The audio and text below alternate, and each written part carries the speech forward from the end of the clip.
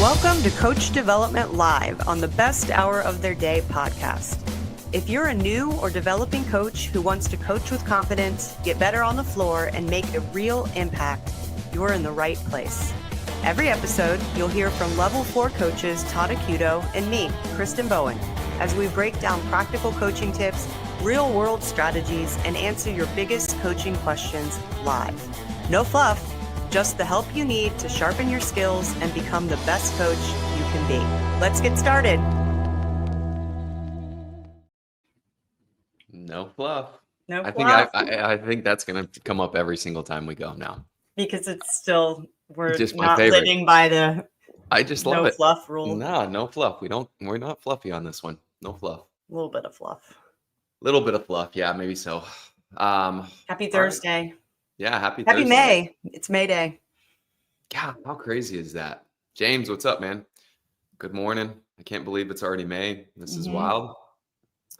You been coaching? How's that been going? I have, yeah. It's been going really well.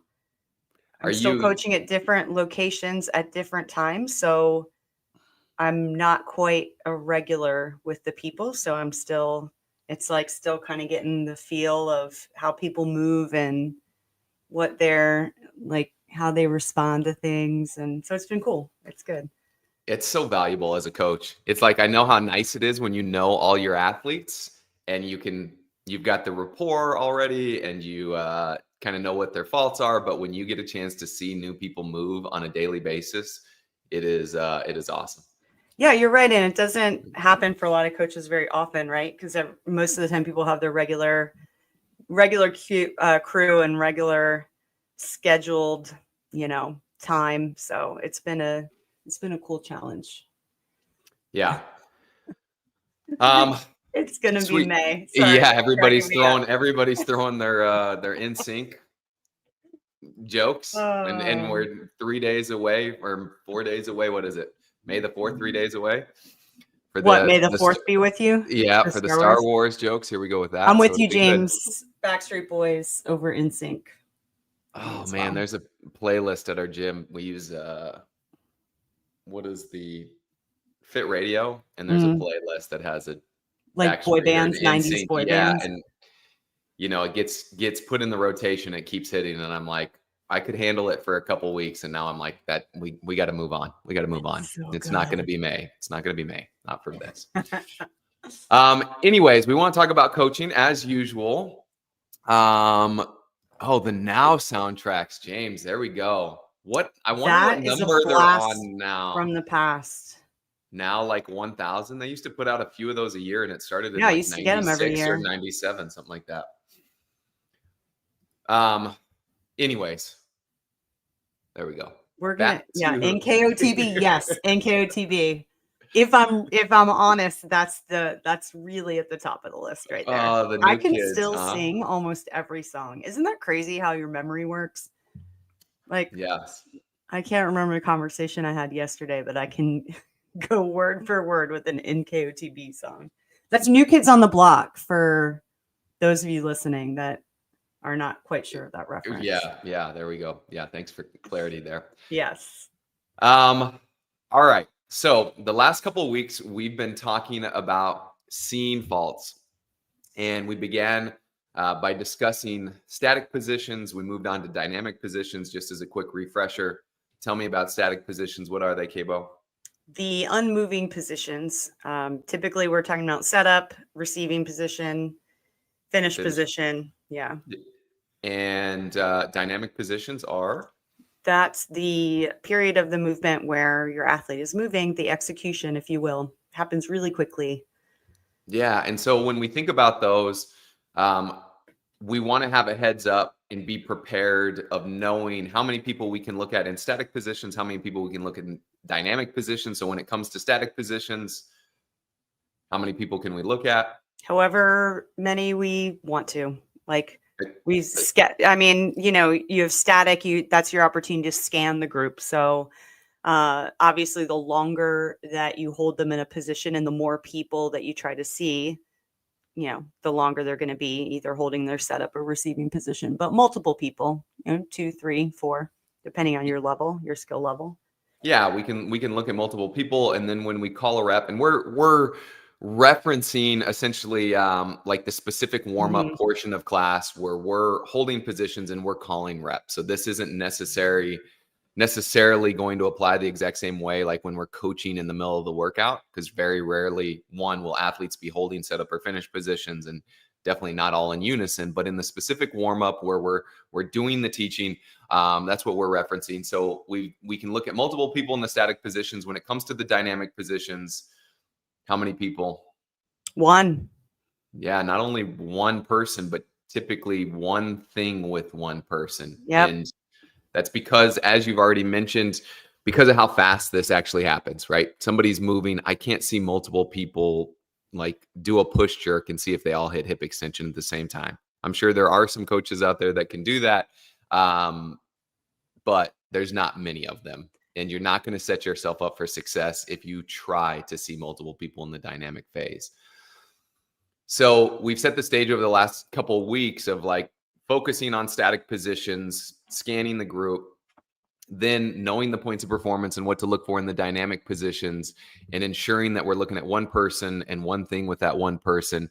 And so now this week, we want to discuss this concept where essentially we marry those two things together and take a process. We just, like, as a buzzword, we use it and call it like the 2-1-2 drill or the 2-1-2 concept. But the reality of it is what are we looking for when we say 2-1-2, Kristin?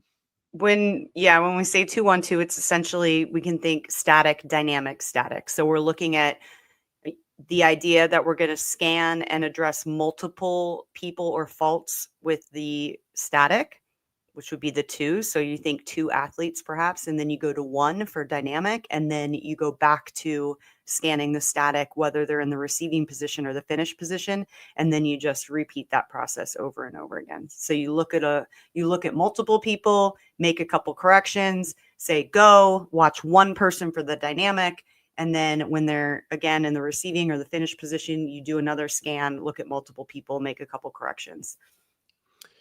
Yeah, and there's so much value to this. Number one, obviously the number of cues. Your light's back. You're back in heaven or whatever right there. That's great.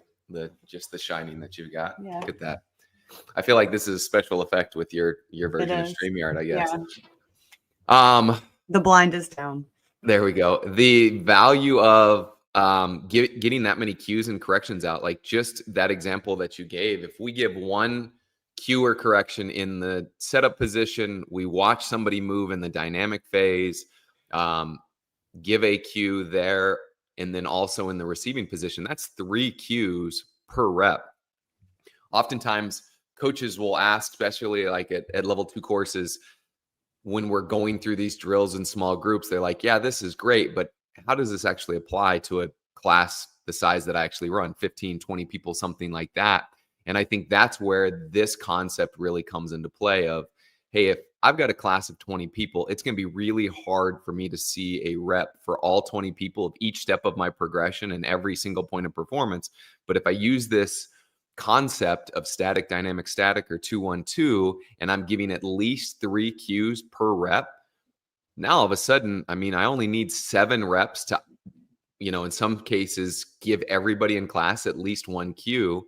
So if we get through, call it 20 reps in the specific warm-up, including the progression steps and all that kind of stuff, like that, roughly, we should be able to get 3 or more cues to everybody, which is probably what we would say is an effective session, like specific warm-up session. So it just allows us to accomplish so much more in a more limited amount of time. So I think the values there, one part of it. And then the other thing, just what it does for class engagement. Can you kind of talk to that? Like how it does a better job of keeping the class engaged? Yeah, that's one of the main questions I get at the level 2s, especially, is how you keep all of your athletes engaged, especially the ones that have been coming for a long time, that know the movement already. They've done it many, many times. And you and I have talked a bunch about just not making an assumption that even your, more seasoned athletes know exactly what they should be working on and what they should be doing. But this is such a great strategy to keep everybody in the class engaged at all times, because whenever we have those static cues, say, oh, here's a great example here. Let's pull Amit's comment. Yeah. Felt guilty yesterday. I was looking at just one person through the dynamic over 2 to 3 reps. And I'd love to dig into that a little bit in a few minutes. Just as far as like how long to stay with someone, had to avoid the temptation to look at someone else. Right. So when you're working with that one person and you feel like you're losing the class engagement, this method allows that to allows you to kind of get ahead of that, because even if I'm working with one person, every time I'm static and I'm holding the group, I can raise my head and look around and just call someone's name and give them something to do. Hey, Todd, elbows up. Jessica, crunch your abs. Allie, rock back on your heels a little bit. And now all of a sudden, everybody in the class is hearing their name. They're staying engaged. They're working hard while I'm hanging out with this one person for a couple reps. Right. Yep. And so it allows, yeah, exactly. It keeps everybody engaged. They're going to keep fighting for position. It's also, we've talked about this a lot, of how incredible it is when we use people's names, because not only will they respond to the cue, but more than likely more people in class and almost everybody will respond to it. And so in this scenario, kind of like what Amit's talking about, where he gets caught up having to watch somebody, and I'm sure this is the case for, he did 2 or 3 reps because he probably saw a fault. He gave a cue. He wanted to check back to make sure it worked. It probably didn't work the first time, so he tried a different cue and wanted to check back again. And if that's the case and all we're doing is looking at that one athlete, we do run the risk of other athletes in class potentially getting bored. They're not getting attention. And you guys probably know as well as I do, I always love, like, Joe DeGane makes mention of this. He's like, you turn around and before you know it, you got people swinging from the rafters and somebody's smoking a cigarette in the corner and something like that. And it's like, we don't want that to happen. We want to keep everybody engaged. And so if I've got that athlete that I need to spend a couple of reps with, and I'm going to be watching them dynamically, and say that's in the front corner of the class. Well, now if I look towards the back corner and that's where you're at, and I'm like, hey, Kristin, squeeze your belly. All of a sudden she's like, oh crap, I can't believe that he sees me. And then because everybody around you heard me say that, they're going to be like, oh crap, I don't want him to say my name. I don't want him to do that to me. So they're going to work harder too. And so it buys us time to do some of those, like, sometimes I'll say it's like, it buys me time to almost do a one-on-one session with this athlete in front of me, but do so in a way that doesn't take away from the rest of the group. Yeah, and that's crucial. Remembering to look up and scan around during those static phases and not get so like where your blinders are on and you're so focused on the dynamic thing that's going on in front of you. And that takes practice. Like, that's something that it takes awareness and practice to remember, like, all right, I'm going to be really focused and I'm going to eagle eye this one dynamic fault that's right in front of me. But I have to remember to look up in between reps and look around. And even if you look at someone in the back corner, and even if you're not quite sure, just yell something at them. One of those cues, you're like, push up on the bar harder, whatever, just so that you can practice that whole process and continue to keep people engaged. And I guarantee you, if you yell someone's name and tell them to push up on the bar harder, even if they don't need to push up on the bar harder, you have probably gotten at least 2 or 3 other people in your class to push up on the bar harder. Yeah, I want to dive into some of these comments, but that, like, your example. So what I call that, and you guys, some of you guys listen to this have probably heard me say this before, is that's what I call like a grenade cue. There's certain things when I'm challenging not new coaches to understand and try this concept. A lot of times they'll start looking in those static positions and they want to see something that's really glaring and obvious. Like, I don't really see any faults that are sticking out. And my point is, and what the point that you just made is like, by saying something, you're going to get more effort from people. And so I always like to think about the positions that every athlete probably can do more of. And so one of them is pressing up harder on the bar if it's an overhead position. Any of our movements, pretty much any athlete can squeeze their belly more. All of our movements are initiated and start in our heels, so we can say wiggle our toes or something like that. So I call it a grenade cue, because I won't even have to look, and I'll just be like, hey, Kristin, squeeze your belly for me. And all of a sudden she does it. Everybody around there does it. And if I'm not even looking at her, then they're like, mind's blown, because they're like, holy crap, I can't believe he saw that. He wasn't even looking. And I'm like, didn't necessarily see it, but was she squeezing her belly? I don't know, but there's probably a good chance that she could have done that more. And so you just throw that grenade out there and you get some shrapnel from it, and everybody else gets into a little bit better position. Ali makes a good comment about Amit, like at least he had the discipline to stick around and check back. Absolutely. Right. That's an issue that we see a lot of time. A coach will give a cue and then just walk on and doesn't see if it actually worked or doesn't work or any of that. Omar's got a cool question here. So I have 20 people. I need to try to give at least one static cue to each. So 20 reps total. Hope this question makes sense. So he asked his question a little bit lower. Right, I think he meant dynamic. So I'm going to pull that up there. If he has 20 athletes, I need to give at least one dynamic cue to each. So 20 reps total.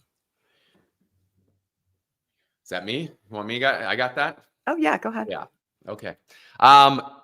In an ideal world, yes, I would love to see that and give every single athlete a cue and a correction, and all 20 of them. Now, if we think about the way our specific warm-up goes down in the way that we teach movements, is we use progressions most of the time or layer in points of performance. And so let's say I'm teaching the push jerk and I go through the progression that we use at the level 1, which is jump and land with our hands at our side, jump and land with our hands at our shoulders, jump, punch and land, and then do the full push jerk.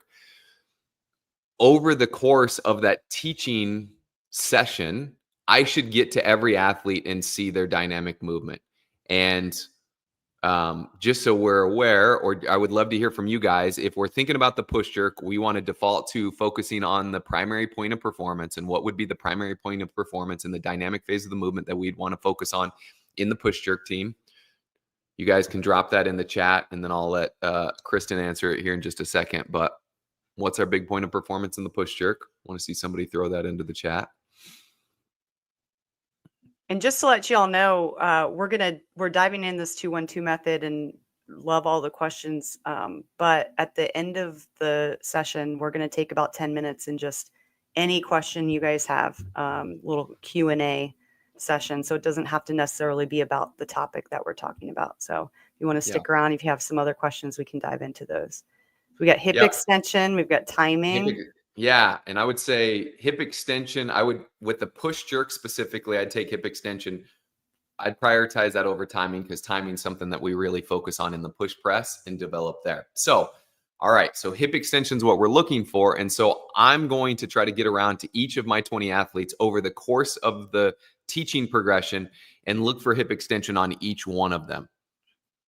And if we did 5 to 7 reps of the jump and land with the hands at the side, jump and land with the hands at the shoulders, jump, punch, and land, call it 7 reps of each of those, which is probably pretty realistic and isn't going to take too long. That should give me the chance to get and see everybody's hips. And then by the time I get to the full movement, ideally I've seen everybody and I've taken note of the athletes that were hitting hip extension and the ones that weren't. And the ones that weren't are the ones that I'm going to default back to once we get to the full movement. So, Omar, yes, ideally I get to everybody and watch everybody in the dynamic phase of the movement. Now, I will say that there will be classes and there will, based on the workout or movements or sizes of the class, where that's not necessarily possible. But if you're coaching at your gym that you already coach at, you probably have a feel for your athletes and which ones hit those certain points of performance and which ones you can kind of skip over and probably not focus on as much because you've already watched them before and know they hit hip extension or whatever that is. And so that would be my recommendation there. You got anything to add to that, Kristin? Yeah, I think that's exactly what I was thinking, where you're looking at people throughout the progression. And so when we think about this static dynamic concept, again, just want to reiterate that we're talking about the specific warm-up and that includes the progression pieces. So we're not saying you need to see everyone's dynamic movement once they're at the full movement. And now you're giving 30 reps of the full movement. So use the progression as well. And then you can, catalog what you see and remember what you've worked on. And then when the actual workout happens, that way you've got a leg up to the things you're going to continue to correct there. But yeah, I think that's good. And then you make mention of this, Omar, with the static positions, you can give so many more cues. And I think that's where we can get the most bang for our buck. is we talk about 2-1-2. So that's 2 static, 1 dynamic, 2 static. If you're just starting out with this concept, like 1 static, looking at 1 person on the dynamic, 1 static at the end is great. As you get more comfortable with this, there's times where I've seen trainers give like 5 static and then watch 1 dynamic and then, 4 or 5 more. So it's like, if you think about that, we're getting 7 to 8 people cues and corrections on each and every rep, and just think how much we can accomplish if that's the level that we're at. You don't need quite as many reps. Yes, we want to see everybody in the dynamic, but sometimes that's not possible, but we still get to make a bunch of change simply by giving that many cues and using this process. And what's cool about seeing coaches do like 5-1-5 is they're not even taking much more time to get those 5 static cues, because we don't want to hold our athletes to the point where it's like, well, I'm doing 5-1-5. And now you're holding your athletes in these static holds forever. For 45 just seconds. So you can be like, I'm doing 5. That's not the point. The idea is to get them. That's why we stress these short, quick, actionable cues that you're just peppering out at people so that you're getting those done in the same amount of time that perhaps it takes a newer coach to just do 1, or it takes someone to just do 2. So it's not that we're taking longer in those stages. It's just that we're able to get a little bit more bang for our buck in that same amount of time.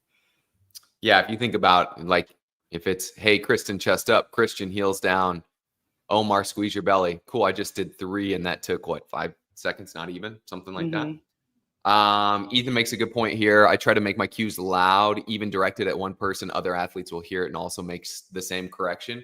100%. Yeah. Everybody can learn from every cue and correction that we've got. Now there's one-off scenarios, or there's certain athletes that you might not want to give them their cue loud because of the way that they respond to that. But I would say that's rare. And so, to Ethan, to your point, like saying it loud and using somebody's name. I know I've said this on here before, but it's the craziest thing. When I tell everybody in class to do something by giving a general cue, all right, guys, I want you to wiggle your toes for me. Very rarely do many people do it. But when I say, hey, Kristin, wiggle your toes, almost everybody in class does it, as long as I say it loud enough to where they can hear. And so it still blows my mind that if I say 1 person's name, everybody does it. If I say everybody, nobody does it. But time and time again, I see that happening. So something to consider there. And I think that's a great point. What else we got going on here? Let's see. Paul, what do you all do to adapt these principles to gymnastics movements where A, you can't easily hold people in static positions, and B, it's hard to call individual reps? Love that question. Kristin, what do you got? Yeah, this is challenging, and this is where we have to be okay straying from the rigidity of the concept, I guess, if you will, right? So just try to create the positions where you can, but also recognize that you're absolutely right. We're not going to be able to hold people in these static positions like mid pull-up, right? Like if we're doing a kipping pull-up, we're not going to hold mid kip swing or mid, I want everybody to hold on that back portion of the kip so I can make sure that your arms are straight and you're leaning back. So it does become a little more challenging. Typically what I do is I just find where I can hold them, which potentially it depends on how much time I have. It depends on how big my class is. But if we think setup, always stance, grip, and body position, usually that's one that we can hold people in, right? Everybody jump up on the bar and we're just going to hold in this like a static hang. And you can look and make sure everyone's body position is good. Their hands are where they're supposed to be. If you don't have a lot of time and you're not going to be able to do that in that instance, then I'm still looking at the setup position because their hands technically are static, right? Even when they're doing a kip swing, their hands are not moving. We can even look at their feet, and their feet, while their feet are moving because their body's moving, their feet, we can tell them, pinch your feet together, whatever. And we kind of have time during that first step of the progression to look at people's hands, look at people's feet, and then just layer that in with what we're looking at during the dynamic. Do you have a different approach to that? Yeah, I mean, I think that's the main takeaway, but you can look for opportunities to build in static positions. And so if we go back to that concept of the like the pull up or the toes to bar, if you're going to start your progression like with kip swings, if instead of showing the kip swing, telling them they're going to do it, and then just having them do it at their own cadence. If you go through that first step where you do your teaching process of telling, showing, and then getting ready to have them do it, if you have them all stand under the pull-up rig together, and then you have them jump on the bar and hang together and hold that position, then you can check that grip like you called out. You can check the feet, the body position, and then you can give them the call and the command of go, and they can initiate the swing. And so that gives you the ability to have like that static setup position, especially in early of some of the progression steps. You can do the same thing if you think about I think about muscle up drills. I can get people to kneel underneath the low rings to make sure that they're in the proper setup position with their body. I can look and see if they're holding a false grip. I can call them to lean back. Then even like that drill of the kneeling muscle up transition. So any of you guys that have done the level 1, the progression that we use at the level 1, you can turn that into a lot of static positions. It's like I can hold my athletes leaning back under the bar or under the rings, making sure that they've got their false grip. I can have them pull to their sternum, making sure that they're pulling deep enough. So that turns into a static position. I can have them transition and hold the bottom of the dip to make sure they're transitioning in the right position. When it comes to something like a handstand push-up, if I have them kick up against the wall, I can have them all kick up against the wall together. I can look at body position, making sure their belly's pulled down, look at their hands, make sure the proper width, they're away from the wall long enough.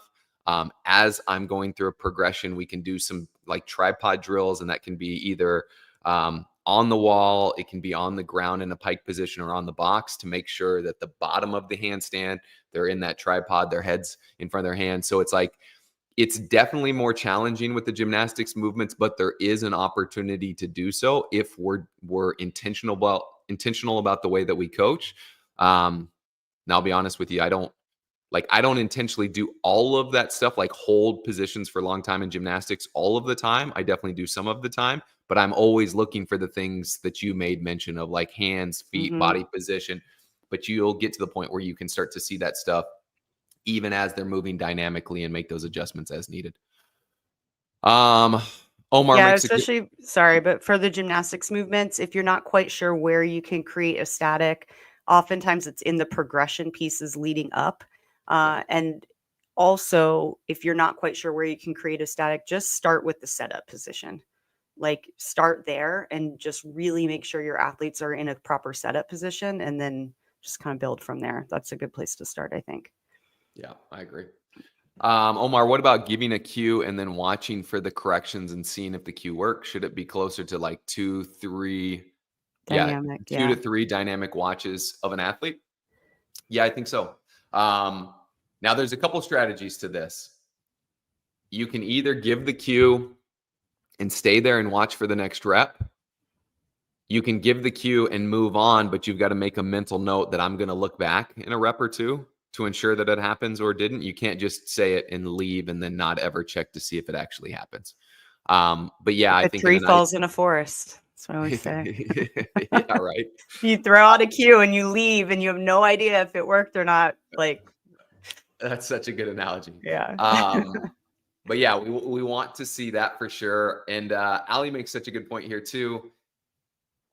It doesn't always have to be cues and corrections. And in fact, when we're going through this concept of static, dynamic, static, when we watch the dynamic, and if we go back to that push jerk, if I'm looking for hip extension and my athlete hits hip extension, that means I don't have an opportunity for a cue in the dynamic phase. It doesn't mean that I just move on. I actually say something, and it's like, hey, Kristin, good job squeezing your legs, or good job getting tall, or good job jumping hard, or whatever it is, to reinforce that she's doing the thing that I asked her to do, that I was looking for, and then she completed it. That also gives you guys like how am I going to say this? It's not only for the athlete. Like if as coaches, we're trying to work on this template or this system of like always cueing something, no empty reps, static, dynamic, static. Every time we're saying something like, nice job squeezing your butt on that jump, it reinforces to us as a coach to say something each time. And we get out of that habit of just watching and moving on. So there's a two-part benefit here. Not only is it good for your athlete to hear it, but it's also good for you as the coach to train saying something after every single rep, regardless of if it happened the way you wanted it to or it didn't. And this also works, we made mention earlier of like, especially these static position cues when we give that grenade cue or a cue across the group where it's like, hey, Kristin, squeeze your abs. And everybody does that because they don't want the attention of being called, quote unquote, called out and given a cue. The same thing happens in the positive tense where it's like, if I say, hey, good job squeezing your butt or whatever it is, everybody else is going to be like, I want that praise. And so they're going to try to do it more so as well. So there's so much value in giving praise along with the cues and corrections. I like how Teffy added this. Everybody Hola, is nobody. Teffy. Yeah. Everybody is nobody. I That's love it. that. That's that general cue. Hey guys, everybody, I want you to squeeze your butt. Well, that's nobody. Everybody rock back on your heels. Everybody Yeah. push up hard on the bar. Yeah. Good intentions, but Heels, knees. no change. Yeah. I'll tell you what, it was actually kind of cool to see. I taught a level 1 this past weekend, and another trainer was running the day 2 workout, which is just a traditional, we do it at the very end of the course. It's a traditional like 60-minute CrossFit class from start to finish. And he's running them through general warm-up. There were wall balls in the warm-up, and he was taking them through a progression. So they're doing front squat, hold at the bottom, right? Creating a static position in the front squat with the wall ball, with the medicine ball. And the way the gym is structured is it's kind of like this L shape. So it's very clear based on where his voice was coming from that he's completely around the bend, around the corner. And I'm watching this athlete that's right in front of me that couldn't have been further away from the coach. And I hear the coach yell, Tori, push your knees out. Tori, lift your chest. And Dave, the guy right in front of me, no surprise at all. But as soon as he said that, Dave's knees went out. And as soon as he said the second thing, his chest came up. I was like, Here it is, right here. It's like, it just proves the point that we try to make over and over. People make the change, even if you're not talking to them. And he knew that he wasn't anywhere nearby. There's no way he could see him. He wasn't doing it to get praise from the coach. He was just like, oh, that's right. I need to push my knees out. I need to lift my chest. So it was funny to watch. I'm like, well, that's exactly what we're talking about right here in real life. And most every athlete can do all of that stuff more so and better. Steven asked a good question. Do you ever have clients hold positions just to build capacity? What's your thought on that? Yes. Yeah, for sure. And I'll tell them too, like, guys, this is part of your warm up. This is, I'm holding you here on purpose. I want you to feel the right position. Yeah. And I think that's the point that I want to make. If it's deliberate, it's intentional, and we're doing it and giving them a heads up. I also see this happen. Like from my experience, what I notice is if there's a coach that coaches a lot of classes and they have to work out on their own time and they don't end up taking class very often, and so they don't go through that specific warm up and hold positions very long, they can start to lose the reality of how it actually feels, how hard it is. And so they might start, and I see this happen a lot, and I've done it myself, where you start leaning towards holding positions longer and you're just like, hey, it's a PVC pipe. It's an empty barbell. Come on, stay with me. We're doing this to build capacity. But if we don't let our athletes in on that concept, like sometimes it's absolutely devastating and we can lose their attention and their focus. And so just being intentional with that, giving them a heads up and knowing when we're doing that intentionally to build capacity, and also being aware that sometimes we can fall into the trap of just trying to hold positions too long and thinking it's not as hard as it is because we haven't been in their shoes recently. Another good reason to jump in and take classes as much as you possibly can. Let's see what we've got. James, easier movements, I give rep schemes and walk around, or I like doing 2 groups to give rest because a lot of times these movements are more taxing.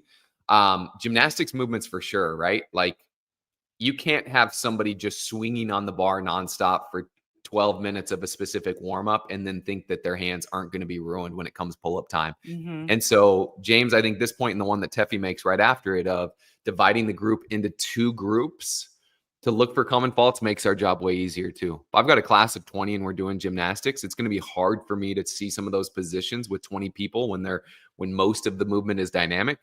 So if I partner them up, to James's point, it gives people a break and allows them to rest. And then it also makes my job easier because I'm only having to look for 10 people at a time rather than 20 people straight. Yeah, I think it's one of those things that just because you may have the space where you don't need to partner everybody up, everyone has a spot on the pull-up bar, that doesn't necessarily mean there's not benefit in doing that for the warm-up, knowing that everyone's still going to have their own space and go together as one group during the workout, but we can still partner them up or have them going half and half in the warm-up. That helps. Yep. Yeah. Yeah, focal point. James calls out having a focal point allows me to look at specific faults and layer on the points of performance. Yep, love that. Teffy makes a good point as well. Like, we spend so much time. It's so funny when I started I agree CrossFit, with this. Yeah. and in the early days of CrossFit, one of the things that was so foreign to most people was the weightlifting stuff, and it was hard to coach. A lot of people didn't know very much about it, so it was something that people dove into and spent so much time working on. And now I think we've gone so far that, in my opinion, like a cleaner or snatch are almost the easiest things to teach and to coach and to see positions with. And so we do that so much that the gymnastics movements, a lot of times coaches aren't quite as familiar with, and the structure and the progressions aren't quite as obvious, and we don't use them quite as much. So we're not as comfortable with them. So getting used to that and knowing what to look for as far as positions are concerned in gymnastics is huge.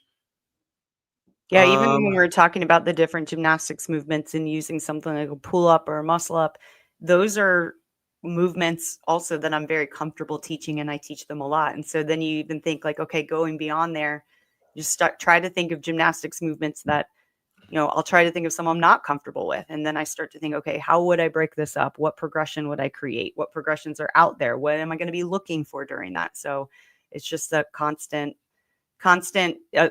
like self-assessment, right? Like realizing, okay, I've gotten pretty proficient at XYZ movements. What are the ones that as a coach, essentially, I don't want to see come out of the hopper? Or you can always tell when coaches love coaching a movement because they just dive in and there's so much there's so many good nuggets they're giving the class. And then something else comes up and they're just like, all right, guys, go ahead and do 3 rope climbs and then come and meet me in the set.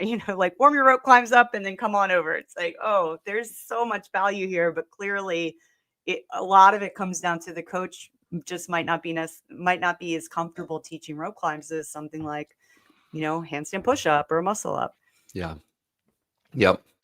Teffy, once again, acknowledging good movers helps other move into those good positions. Once again, it acknowledges and reinforces what we want to see. And plus it gives praise, and people want praise. There's no question about that. Like, they want the incentive of doing it right. So, all right, let's see. So we've talked about the concept, the 2-1-2, or the static dynamic static. I love the fact that we've talked about gymnastics movements and how to make that work in gymnastics movements. Also, the other thing I think to take away from this is like not getting so wrapped up in the concept that we're forcing something that isn't there. There are a number of movements where there's not really a finished position. I think about like a sumo deadlift high pull. I'm probably not going to hold people at the top of the sumo, maybe a couple reps if we're teaching it with a PVC pipe. Mm-hmm. But if it's with an empty barbell, there's no real finish position, right? So it's going to be 2 cues and corrections or 1 or more cue and correction in the static position. I'm going to say go. I'm going to look for timing through the middle of that movement. There's going to be nothing at the end, and we're just going to start this thing over with. Same thing with like a traditional deadlift. Technically when you stand up, that's the finished position.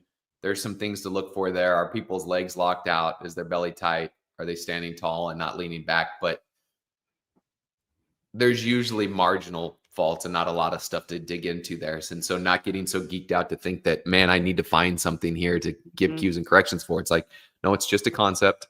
Don't get too worked up from it. Take away what you can, which is scan multiple people in the static positions, give multiple cues there, watch one person, give either praise or a cue in that dynamic, and then go on from there. And another thing that's beneficial when you think about this method or the strategy is think about the movements where, So you mentioned a deadlift, right? The finished position of a deadlift, we're just standing tall. And yeah, there might be some instances, especially as people are loaded or they're moving quickly in the workout, that, we're shaving the range of motion, etc. But there are certain movements where you get your athletes into a setup position, they go to execute the movement, and almost always that setup position then changes. It kind of like reverts back, right? So what are a couple movements you can think of where that could happen? Oh, the deadlift for sure. Like somebody that starts with their hips too low, they perform a rep.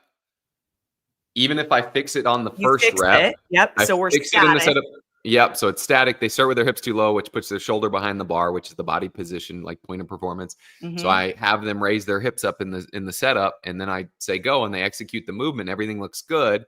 Well, if I don't watch for the return, more than likely that athlete that starts with their hips too low, in their return, they're going to jam their knees forward and sink straight down. And so they're going to go right back to that Right bad setup back. position. Yeah. So that's one. And one thing with that there is like, even if I check back on that athlete and notice that their hips are low again, and I tell them to raise their butt up, if I don't fix that return, it's going to be like a dog chasing its tail, right? If that's, I'm Exactly. not necessarily fixing the root cause with that. Um, there's another one with any of our pressing Hmm. movements. Like if you think about the setup position and the rack position for a pressing movement, we want the elbows in front of the bar. We do our press, whether it's a shoulder press or a push press. Well, if I don't look for and teach the return of pushing our elbows forward to get the bar to the rack, a lot of people will push them out and back. And so now it comes to our shoulders, our elbows are behind. And then I check back in and I go, Kristin, remember elbows forward. They get them, they press, the elbows go out and back, and then they have to do this thing every time. So it's like, no, I need to fix the return to get them back to where they need to be. So I guess that's kind of a good point that and leads to the dynamic isn't necessarily always on the way up or the execution of the lift. We also need to be conscious and aware of the dynamic to get back to the setup position too, because a lot of our root cause, and we'll get into like seeing and correct, or we're talking seeing, we'll get into correcting going forward. But a lot of our root causes for the faults are based on like returning to that position. If we don't fix them, we're not going to be able to fix the static if we don't fix the dynamic. Yeah, and I think there's two different things going on here with what you're just saying. Number one is exactly what you mentioned, right? If we're returning or resetting or whatever you want to call it improperly, then that's going to create that fault. And if we continue to just correct that fault and we're not seeing why it's happening, the root cause, then I like that analogy, right? We're like just a dog chasing its tail. But if we want to talk about it in the terms of our 2-1-2 method or static, dynamic, static, that's where it becomes really important to keep going back and forth between the different positions, right? Because if I do static and I'm super just dialed in on setup position, we'll use the elbows for a push press.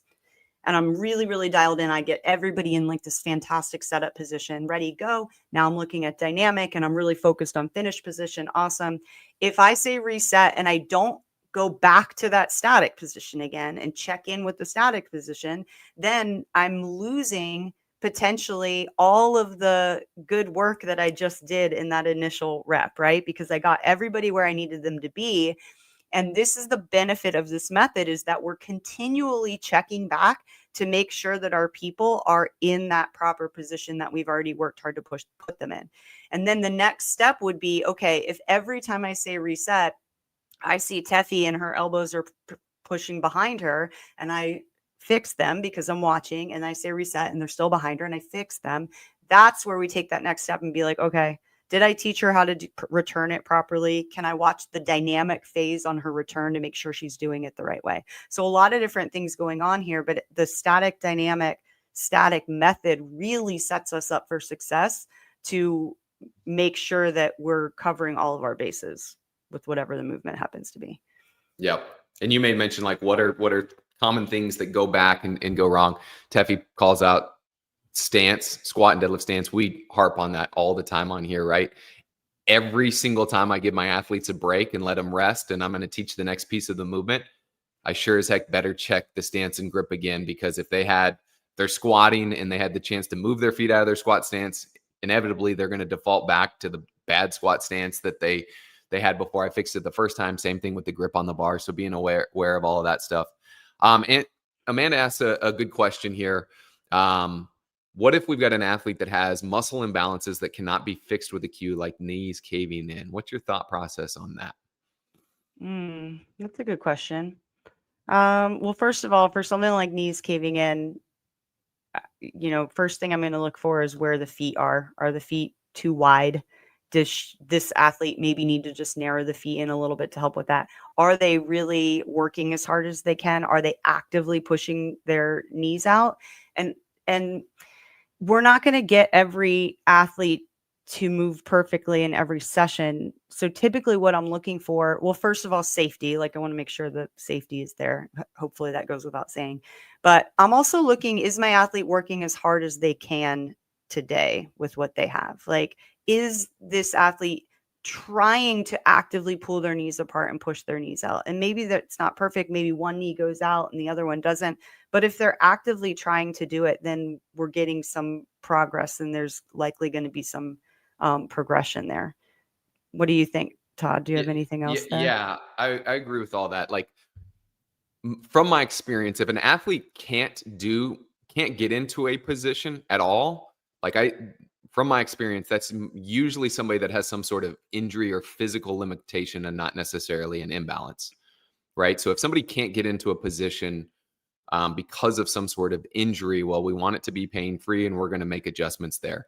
Most of the time when I see athletes that have imbalances, meaning like somebody with an imbalance, from my experience, isn't somebody that can't get their knee out over their toes, but it's somebody that struggles to keep it out there, right? So like the example that you give, maybe one knee's caving in because they're not balanced on both sides. And so from my experience working with them, if I'm cueing them and getting them to work as hard as they can, and as I'm calling reps, they're working to push their knees out, over time, that's going to start to work on, like if they're moving through the correct mechanics over time, that's going to start to help iron out and correct that imbalance as long as we stay diligent and relentless on fixing that thing. Now, if you've got that athlete that you either have the opportunity to work with one-off or that will do some homework, you can give them some things that are going to help overcome that imbalance, and some single leg work or things like that, or some different like banded work or things that can help speed up that process. But most of my athletes, it's like I get them 3 or 4 days a week for 60 minutes. They don't have time or the desire to do much stuff outside of this. So it's like if I coach and I'm relentless with them in getting them into the proper positions, although they might not cure that imbalance as quickly as they could if they were doing isolated, like specific work for that, we will get there over time. So that's what I've seen. And I also look for opportunities to add some of that stuff into warm-ups and cool down. Mm-hmm. It's like all of our athletes can get some value from some unilateral work or some band work. And so I can start to mix some of that stuff in and hopefully overcome some imbalances. So Amanda, hopefully that helps there. Yeah, oftentimes I'll just remind the athletes, like the victory is in the battle oftentimes, right? Like really trying hard is where we're finding the benefit, like progress, not perfection. We've all heard that a bunch of times. So if something can't be fixed with a cue, it may not be a matter of like, did it fix or did it not? But it's like, are they giving effort? Is it getting better? Is there value and benefit to what's happening at this moment? Yep. All right, Al, you asked the question of moving around, seeing and correcting if your gym is narrow and skinny like a long rectangle. I can definitely help with this one because my previous location was exactly that. The way that I set people up for most of our teachings, like specifically barbell stuff, well, the way that ours was is our gym was long and thin. We only had room with people with a barbell like for 2 across.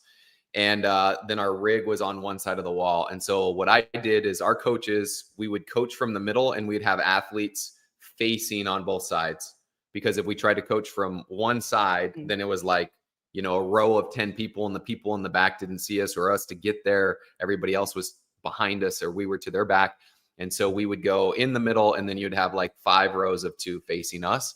And that seemed to be effective to do that. Now, you've got to be very diligent on how you navigate the group and kind of be on the outside to where ideally your back isn't to any of the group for most of the time. So I think I typically would work to my right, see and correct people there, and then work back to my left and see and correct people there. So hopefully, Allie, that helps a little bit. And you can hit me up one off if you want to send me a video or show me the layout, and I can kind of give you some tips based on the workouts and movements and give you some ideas there.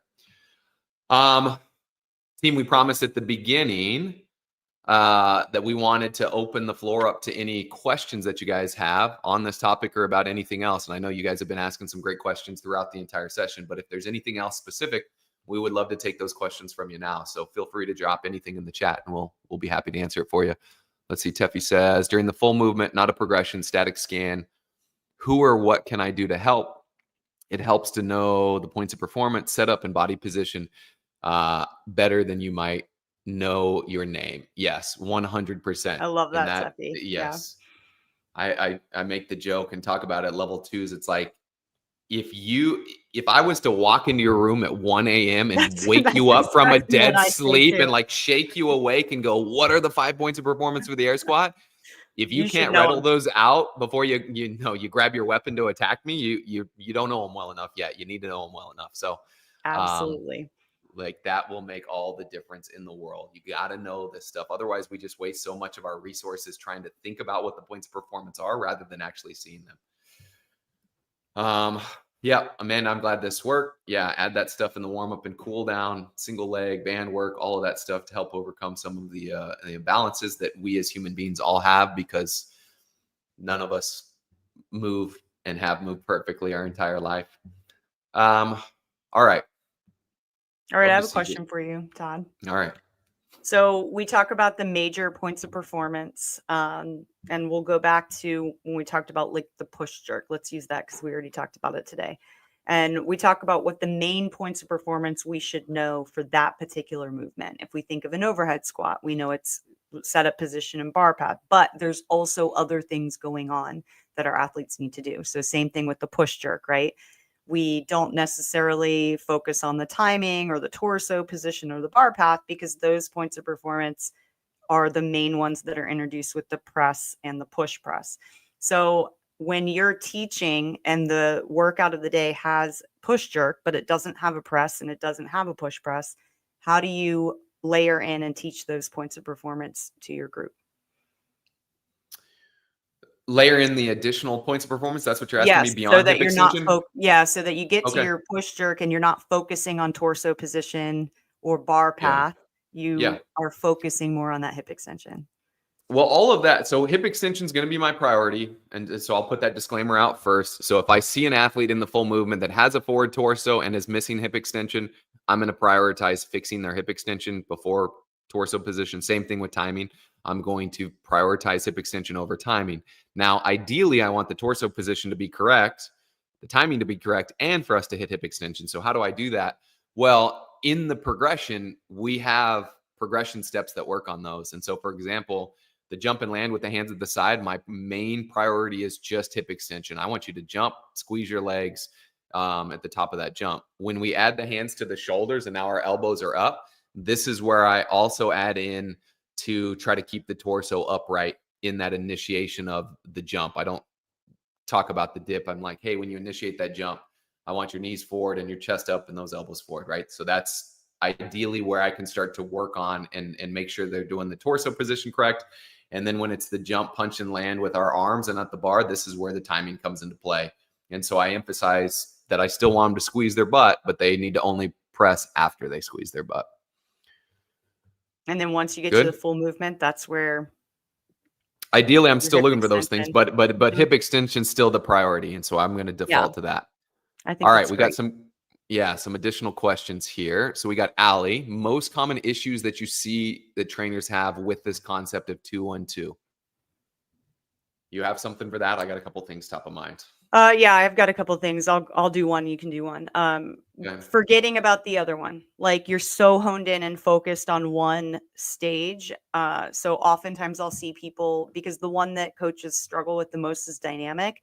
And so what will happen is exactly what we just talked about a couple minutes ago, where it's like everybody is in their setup position. So that's like easy day, static, number one. I'm looking around, I'm making some fixes. dynamic happens. I see a fault. I really want to help correct this fault. And now suddenly I forget about all the static and I'm just calling rep after rep, just looking at dynamic, and I'm missing all of the static. So Yep. forgetting to go back and forth between the two. Yeah. And I think one of the other things that I see, especially as coaches try to implement this concept for the first time, for whatever reason, they don't either have confidence or believe that they can either, one, see a static fault across the room from where they're standing, or B, correct it. And so, like, when I'm challenging them to do this at a level 2 and they're there, it's like inevitably when I'm like, all right, before you call this rep, I want you to glance to somebody else and give a static cue. They'll either start walking to try to I'm look laughing because for I it. know exactly where this is Yeah. going. Yeah. They'll start walking to look for that athlete to cue, or they'll see it and they'll walk over to give them a cue. And that's all fine and well. But if I do that, now I've just lost my structure and my game plan on how, my strategy on how I'm going to get through the class. And inevitably, then you walk past and you're pretty much just ping ponging from all the static positions and athletes you want to fix. And there's no structure to see everybody in the dynamic. So the big thing there is to stay disciplined, to be like, hey, if my strategy is that I've got, let's call it 3 people and it's 3 deep. So I got 9 people in class. If my strategy is that I'm going to go to the right and go down the line and look at those 3 athletes, and then go to the middle line and see those 3 athletes, and then the left side and see those 3 athletes, I've got to stay disciplined enough to stick with my strategy, even as I'm challenging myself to glance at other athletes in the static positions. Because it's like, I always refer to like the little kid playing baseball or soccer that goes chasing the butterfly that flies ball and the ball's coming right at him. It's like, if you go chasing that butterfly, you're going to miss the ball. You're going to miss what you're intended to do. So it's like, have the discipline to know that I'm going to look across the group. If I don't see something jumping out at me, I'm going to throw one of those grenade cues. Hey, Kristin, squeeze your belly or push your elbows up. So I'm either going to say that, or if I do see something that's jumping out, I'm not going to run over there to give them a tactile cue or a visual cue, because I'm just going to give it from where I'm at. Don't go chasing waterfalls. Don't go chasing butterflies. Teffy says it. Yeah, the discipline to keep doing that. What is this? How you can get 2 to come to my gym for Coach Dev. All right, Allie, I'm sure Santa has a solution for that. I can promise you that. All right, here's the last one we'll end on. And this one's a good one. I'm going to let you take it. I don't want any part of it now. I'll add my 2 cents too. Okay. How do you keep coaching the uncoachable, where you tell them the same thing, but they, quote unquote, have been doing this for years, or I've been doing this for years. This is how I squat, or how do you deal with those people? So to answer the first question, do you keep coaching the uncoachable? Yes, that is my answer. Yes.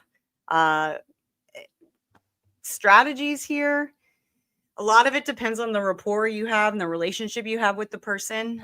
There's definitely some people that I've been coaching for years. I have a great relationship and rapport with them, and it can turn into almost like a little bit of a joke. And then lightheartedly, I can tell them like, all right, like there's a guy at our gym. He's a really high level, former individual regionals guy. He's been around for a really long time. He's awesome.